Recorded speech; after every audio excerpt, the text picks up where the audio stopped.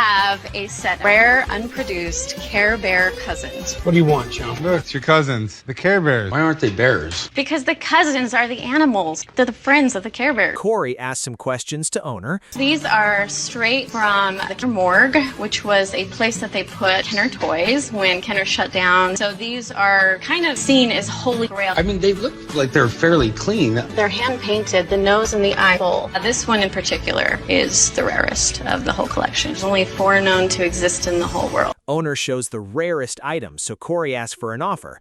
Any idea how much you're looking to get? This little piggy went for $6 grand last year on auction. These are the only ones known to exist. Catch you a break at like $5 grand. Owner wants $5 grand for it, so Corey calls an expert for better advice. What's really unique is that these actually came from greeting cards. From about 84 to 86 is when you really saw cartoon line thriving, the movie comes out. It's a pretty big piece. Overall, they all look like they're in great condition. Now, the pig's really unique because there's only a handful of them known to exist. He would be a prototype. He was never produced. He was one that everybody wanted. He's in very, very good condition. Corey asked expert to evaluate its worth. I have no idea what these could be worth. You're going to have no problem for the plush getting $1,400 for them. The pig is a little bit different. I think that you'll have no problem getting $3,000 for him. Thanks, John. Corey, thank you. And the negotiations started. He gave you a number, $4,400. $4,400. That's going to be a little too high for 22. Whew, I don't think a Care Bear would approve of that. How about $3,500? And How about 31? all right, you got a deal. And finally, the deal closed on $3,100. That was a good deal. Let's move to next deal. A man brings a special item to pawn shop. Where'd you get this? So Margie died, and I was at her estate sale. So I bought a bunch of her stuff. She was some type of stewardess back during the Vietnam, early Black Sabbath when they were on the Vertigo label. That tear right there is going to affect the value. Chum asked for an offer. How much did you want for this? Thinking 400. 140. I'll do 140. What did you want for that? 800 for the pair. I'd like to be in them at 250 Each? together. Oh, no. $300. I'll meet you in the middle. All right. Rick arrives and checks the item. What is this? This right here, that's going to be the big money maker. How much you pay for it? $140. I bought these for $300. It don't look like any airline I ever seen. Snoopy patch alone is worth some money. The records? Yeah. You're definitely not an album expert. Rick advised Chum to check out this item with an expert. So I think it's a stewardess dress. It's not. One of the things that you would never see on a stewardess dress is patches that don't relate to an airline. I thought these patches were really cool. That's one of the reasons I bought it. She had a Phantom 2 patch, which is a fighter plane. I think you have a very interesting piece. Value is in the patches that are on it. Chum goes to another expert to check other item. I've got one more stop on the proving Rick wrong. I'm going to have my man Clint look at these Black Sabbath records. It's pretty impressive because you don't see these every day. This is a first pressing. There's one other thing. I hope it's in here. Picture?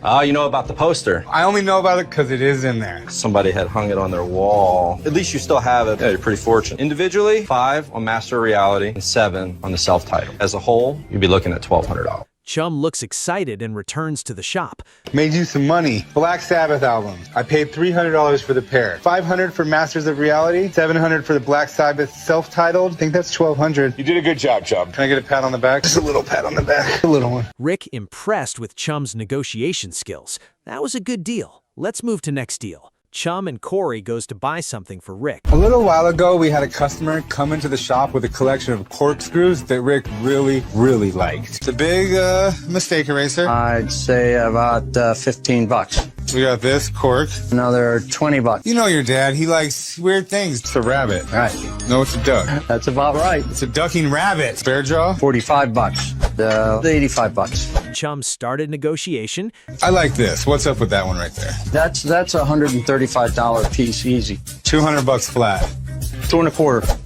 200 and we got a deal. All right, old buddy, old pal. Chum bring this to an expert to build something for Rick. Rick liked the corkscrews and he kept talking about his bar the whole time. My bar this, my bar that. I figure this will give him plenty more stuff to talk about if he has this hanging up on the wall somewhere. When you're in a bar, you don't want to know what time it is, right? No. But I was thinking about maybe a clock. I mean, the cooler the better, Rick. I trust your judgment. It does sound pretty cool to me. Don't call Rick because this is a surprise. Okay. Chum surprises Rick with his amazing idea. I'm back. Chum got you a present. Oh, you did? Went to that guy's house and he had like a million corkscrews. We picked out a few more, and I wanted to make you something special for the bar. We want to display them for you. It'd be sort of a conversation piece. 1, 2, 3. Ta-da! Wine o'clock. Right, wine o'clock, right? That is really, really cool. I eliminated the hand, and I just put each one of these corkscrews around like it would be the time. Does it plug in? Plugs in, lights up. It's awesome. Ta-da! I love that. That, Rick, is my gift to you. Well, thanks, Chum. I really, really appreciate it. Rick really likes the surprise. This type of moments heals our hearts. Let's move to next deal. You guys, the lottery's at 100 million right now. It's a losing proposition. $100 million.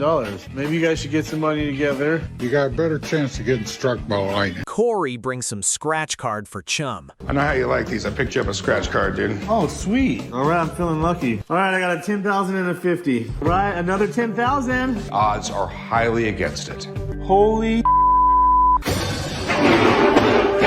10,000. It's 10,000 bucks. 10,000. I don't need to work anymore. I'm rich. Chum leaves immediately to buy something. Talk about dumb luck. You guys all realize the lottery ticket's fake, right? Really? Dude, they sell them in party stores all the time. Why would you do that? Go get him. Give it a few minutes. I think you went a little too far on this one, all right? Rick and Old Man not happy. Then Corey calls Chum. Chum, it's Corey, man. Give me a call as soon as you can. Voicemail again. I tricked Chum into thinking he won $10,000 on a scratcher ticket. I'm starting to get worried that he's going to go nuts and max out his credit card. He's going to spend a bunch of this money. All right, hold on. Chum just texted me. Call you back in 20 minutes. Just buying a ticket to the Cayman Island. I don't know what on earth Corey was thinking. Chum picks the call, and Corey tells that the ticket was just a joke. Yo, what's up, bro? You want me to get a ticket for you? I wish, buddy, man. The ticket was just a joke. It was one of those gagged lottery tickets. The ticket's fake? I freaking quit work and I bought a ticket to the Cayman Island. I didn't think you would act this fast. Why would you do this to me? Just come back to work, dude. I'm sorry, Chum. Alright, I'm on my way. Chum back to the shop, but he looks not happy. I'll pay you back for it. The ticket? You think your little fake lottery ticket fooled me? Come on, Big Hoss. I knew that ticket was fake. I get those all the time. I hand those out to people. They're funny. So what have you been doing all day? Taking the day off, having a green smoothie. So you used a joke just to take the day off. Oh, does someone feel a little bit bad now? God, he is a sometimes. Let's move to the next deal. In this episode, a man brings bronze Madonna bust to pawn shop. A bronze Madonna bust. Go ahead, put it up here. That's not Madonna the pop singer. Not at all. Corey asks questions to owner. This is supposed to be the Virgin Mary, right? Correct. The original is in the Vatican. Looks like it's in really good condition. It's got the seal, the license from the Vatican. 154 out of 500. That's it. Corey asks for an offer. How much were you hoping to get? 80 grand. That's what it's valued at. Holy cow. They sell for $80,000 if they're legit. Chum brings an expert. It's absolutely fantastic. There's not a ton of them that come on the market. This is the only piece that Michelangelo ever signed. This is absolutely legitimate. This is the original New Renaissance. It's fantastic. What do they want for it? He's asking 80,000. Tell me what you think. I think that's too high. This artwork, right around $35,000. This is one of the pieces that New Renaissance issued initially. Appreciate you coming down. Hey, thanks, Chum. And the negotiations started. I'm looking at like 20 grand. I saw you had 100 pounds of silver, and that's about $24,000 if my math is correct. 23,000 is where I feel comfortable. It'll get it out of your way. You'll get this out of my way. Yeah, so long as the math checks out, I can do that deal. Okay, let's check it. Chum closed the deal and looks happy. I'm making this deal because I'm going to show Rick how to buy something with something in the shop and then turn around and make a profit bigger than the profit I could have made if I paid cash. Out we go. Chum goes to Rick to show him his negotiation skills. Guy came in, had a bronze Madonna bust for sale. He wanted $24,000 for it, but he didn't want cash. He wanted to trade something for it. Having a brilliant thought, decided to trade silver. Since you've been gone, silver's went down so much that we made an extra $3,000. How did you know silver was going to go down? When you have a talent, you have a talent, really. Oh, he got lucky. No. That's skill. This is pure genius. That's for today. Please like, share, and subscribe for more amazing pawn shop videos. Peace out.